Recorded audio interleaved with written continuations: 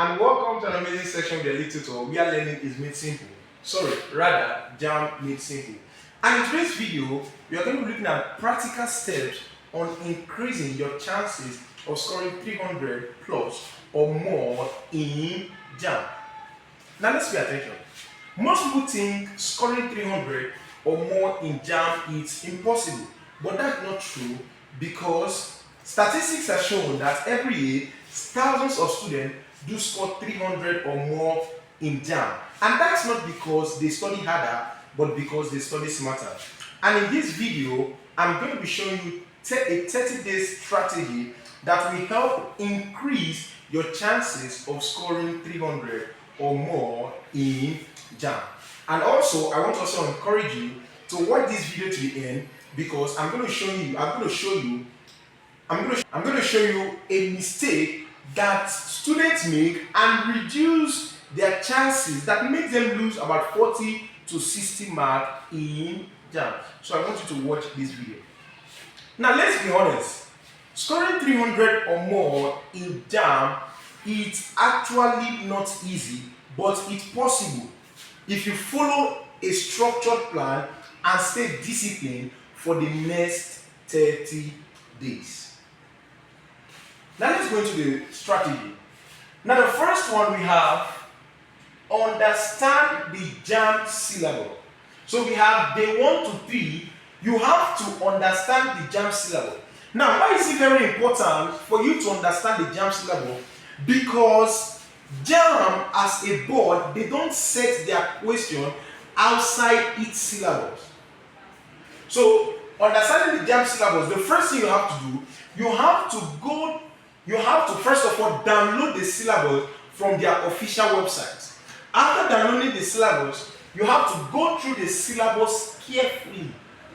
Go through the syllabus carefully, highlight important topics. What are these topics that JAMB often repeats every year? After highlighting the important topics, you also identify areas you are weak in. If, for example, in mathematics, JAMB, they set their question on probability, interpretation of graph, and problem solve. You have to identify those topics where you are weak in, probably maybe solve, and then you try to work on those areas. Now, why is it important to go through this step? Because it helps narrow your focus.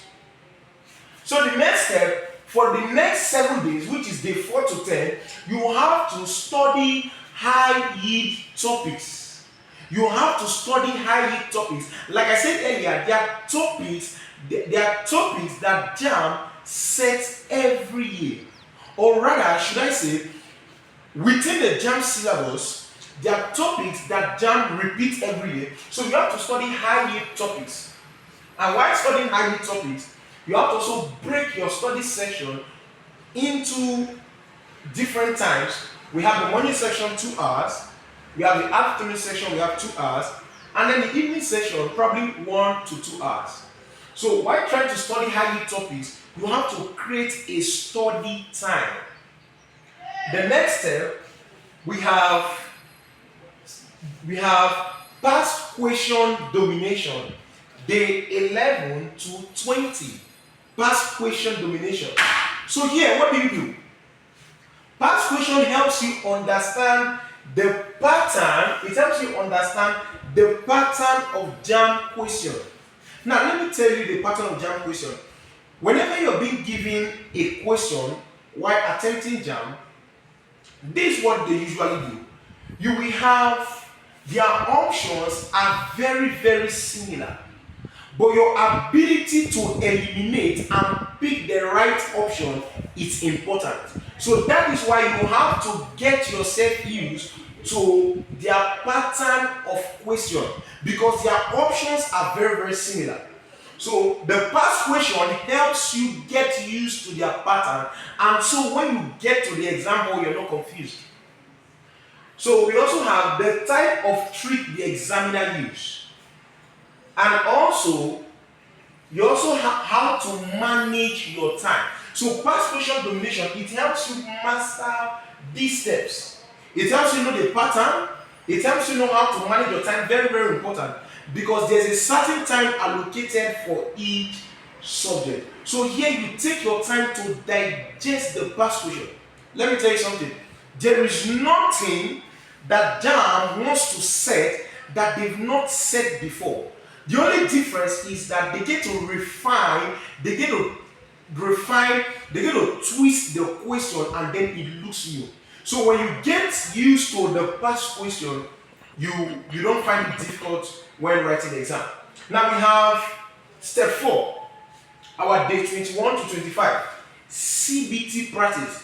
Don't forget, when we say CBT practice, we are simply talking about computer-based tests. Don't forget, JAMB itself is in CBT form. So this CBT practice, it helps you get used to the CBT software. Most people fail JAMB not because they don't know what to do, but because they are not used to the computer system. So we have CBT practice using the computer software. We also have time yourself. When undergoing through the CBT practice, you also have to time yourself, because once your time in JAMB is up, your system or your exam automatically submits itself. So you have to time yourself, and also you have to stimulate real exam environment. You have to stimulate, and this is very important because it makes you feel like you are currently writing that exam. And once you can do this often and often, when you get to that day of the exam, it's as if you are rehearsing. So we have our last step, which is day 26 to 30, mock exam. Mock exam. So this stage, you take real mock exam. This goes beyond the CBT practice. You actually take real mock exam that looks like the actual JAMB exam you are going for. And after taking these exams, you try to evaluate yourself. You evaluate yourself so that now, what do you do while trying to evaluate yourself? You check your score. You identify weak areas. You see that in this particular topic, in this particular area, you are not sound. You identify those areas and you'll be able to improve on them. And finally, you also revise on those topics immediately. Because don't forget, those topics, they are from the JAMB syllabus, and JAMB is not setting anything outside their syllabus. With these steps, we believe that it will help students increase their chances of scoring 300 or more in JAMB. Don't forget, I told you earlier in the video that you should watch this video to the end, because I'm going to be showing you a mistake that students make and they lose lots of marks. Now here is it. Your goal in JAMB is not to answer every question perfectly. Your goal in JAMB is not to answer every question perfectly. But what's your goal? If I'm not answering every question perfectly, then what should I do? Your goal is to answer many questions correctly as possible within the time limit.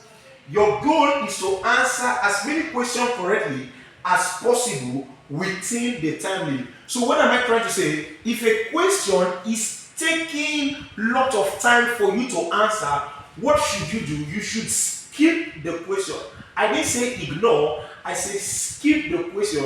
Go and answer other questions and later come back to that question, because you are working with time.